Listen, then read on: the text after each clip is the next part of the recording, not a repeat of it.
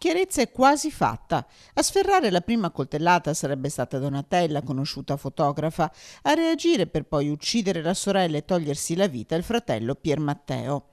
Una storia tragica quella che emerge dai risultati finali dell'autopsia eseguita sui corpi dei fratelli Rigon, trovati senza vita la sera del 4 marzo scorso nella loro villetta di via Fagin all'Arcella. Che qualcosa di terribile fosse accaduto era già emerso dalle prime ricostruzioni della polizia sul posto. Un colpo alle spalle, quello sferrato da Donatella, a cui reagisce Pier Matteo. Alla fine lei spira. Lui forse tenta di ingoiare del veleno, poi rivolge l'arma contro se stesso. Una storia drammatica di litigi continui, acuiti dalla morte della madre avvenuta pochi mesi prima. Per il PM che coordina le indagini, su questo dramma si potrebbe mettere la parola fine, chiesta l'archiviazione del caso. Adesso la decisione spetterà al GIP.